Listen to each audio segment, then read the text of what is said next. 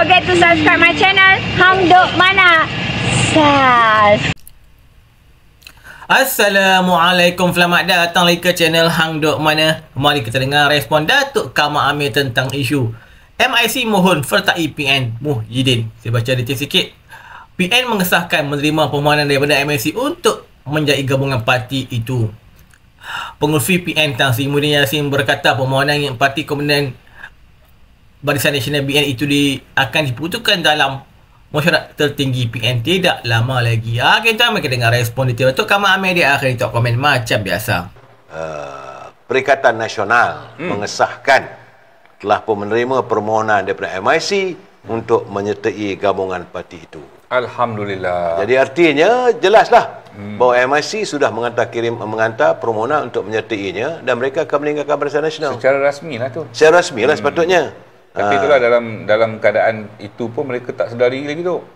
Macam-macam demand dia minta dalam surat tu. Kalau baca betul-betul ayat dia tu, macam-macam demand lah dia minta. Ya, biarlah. Jadi saya pun boleh siap-siap baju, siap-siap tu Tapi macam mana pun Susah Agung S. Anadan pula mengatakan surat itu bukan bukan permohonan resmi pula. Dia ini kan kita cakap kan kata kita menghina, tapi itulah keadaannya. Saya rasa Tan Sri Muhyiddin dah buat kenyataan bahawa dia kata dia akan membincangkan persoalan tersebut selepas musim pilihan raya di Sabah ini dan lepas mengadakan mesyuarat. Jadi terimalah, apa cerita lagi dah ni. Tapi kau minta dengan syarat-syarat apa semua tu. Macam-macam syarat tu. Kalau baca kat surat dia ni macam-macam. Kan antaranya dia cakap orang putih lah ni. Ya. Antaranya yang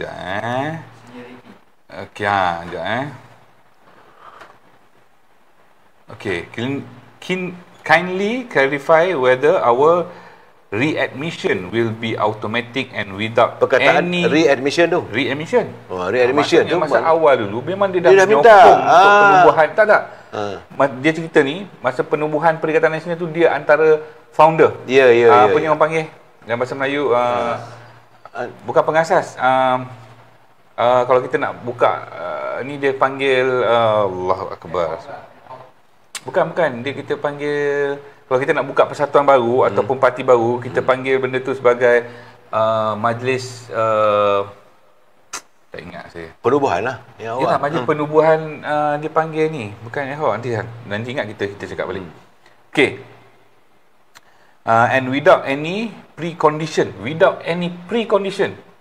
tanpa sebarang condition, on the part of Perikatan Nasional, in such an event we will appreciate receiving a formal offer letter. Dia nak Perikatan Nasional bagi dia formal official letter untuk invite dia masuk. Dahsyat kan. Formal official letter of readmission for our due consideration and acceptance.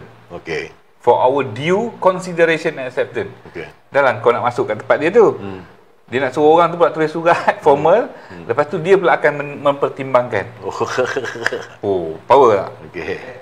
Lepas tu please clarify the requirements and expectation placed upon us as a coalition partner. Sebagai rakan sekutu. Particularly dia cakap bahasa apa saya tak faham ni. Vis-a-vis. Vis-a-vis. Tak tahu apa maksud dia.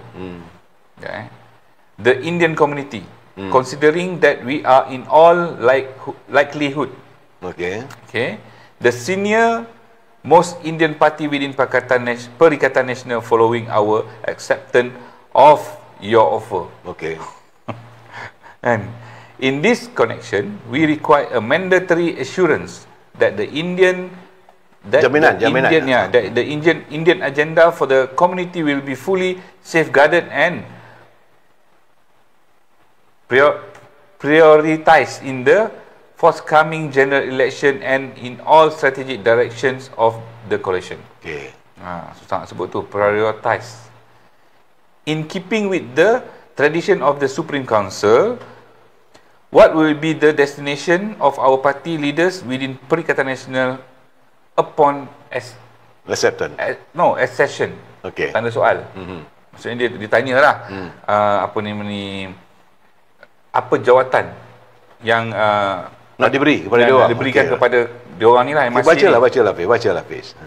Are there any other terms and condition deemed essential for our consideration before we arrive at the reasoned decision regarding the offer of readmission? Okey. Needless to say, all our rights are expressly reserved. Okay. All our rights are expressly reserved. Dahsyat tu ayat dia tu. We look forward to your prompt response, which will assist us in making a timely and informed decision. Maksudnya, dia kena Perikatan Nasional kena bagi surat jemputan dekat mereka dengan menetapkan apa jawatan yang nak bagi. Lepas tu pula dia kata, lepas kau dah bagi aku surat, aku akan tetapkan sama ada aku nak terima ke tak apa offer tu. Berbelit-belit lah. Dahsyat tu. Dahsyat. Tak apalah. Jadi saya merasakan itulah pengakhirannya. Ni kita presiden dia sign ni tu. Betul. Jadi itulah pengakhirannya kita nak bercakap tentang MIC ni, dan kita nak mengucapkan selamat jalan. Kan pintu dah terbuka dan noktahkanlah. Jadi saya harap ahli-ahli peringkat akar umbi tak payah lagi nak bercakap dan berharap bahawa MIC akan berada dalam bersama dalam Barisan Nasional. Cukuplah. Betul. Fiz, bagi saya tidak ada kepentingan untuk kita bersama dengan mereka. Bila mereka sudah memberi ketetapan, kita pun saya rasa mesti ada harga diri kita. Betul, bukanlah kita nak ego dan belagak. Tidak. Kita kena move forward dengan perancangan dan agenda baru. Betul. Kita ada agenda kita. Memperkukuhkan Barisan Nasional. Betul. Ini point kalau dia. kita merasakan mereka masih lagi nak jadi duri dalam daging, kita harus cabut duri itu. Cukuplah. Saya tak mau memperkecilkan mereka, tetapi saya merasakan kadang-kadang ada kalanya pepatah mengatakan ada pun tidak menambah, pergi pun tidak mengurangkan. Jadi tak apalah. Silakan memanglah kita merasakan bahawa parti ini terasas sejak tahun 1955 lagi. Memanglah orang kata memang kita rasa sedih bila berpisah. Buruk macam mana pun kita cubalah memikulnya. Tetapi kalau itu keputusan mereka, kerana 1955 tubuh perikatan, kemudian 1973 kita buat parti Barisan Nasional, kesetiaan mereka tidak berbelah bagi. Tapi isu di sekarang ni mereka tak ambil itu sebagai nilai. Itulah, kalau tak ada itu sudahlah. Habis dah lah. Itu bahasa, kalau bahasa orang Perak, berambus kamu lah. Itu keadaannya kalau orang Perak kata. Sebab kenapa kita nak kena mengenang, nak imbas sejarah ni semua, dah diorang pun tak ambil nilai tu. Jadi don't waste our time. Kita move forward. Lepas kita move forward, kita perkukuhkan lagi Barisan Nasional ni. Sebab kita dah tak ada masa tu. Plus minus 1 tahun setengah je. Betul. Kita harus menangani apa yang ada. Dan hari ini, Fiz, saya terima satu kiriman yang agak menarik. Walaupun kita kalah, ini di Lahad Datu, Fiz, iaitu apabila sahabat kita Saudara Syarif Musa, beliau merupakan ketua UMNO bahagian Lahad Datu, Fiz. Agak menarik. Apabila dia mengatakan, Assalamualaikum semua, terlebih dahulu saya mohon maaf kerana tidak dapat memberi bantuan kepada anak-anak yang melanjutkan pengajian ke peringkat universiti, kerana saya masih dalam edah sebagai calon Barisan Nasional yang tidak boleh memberi bantuan selama 14 hari. Itu dia. Maksudnya dalam daerah dalam 14 hari itu dia tak boleh bagi apa-apa bantuan. Kalau dia menyalurkan bantuan, salah. Selepas menang atau kalah.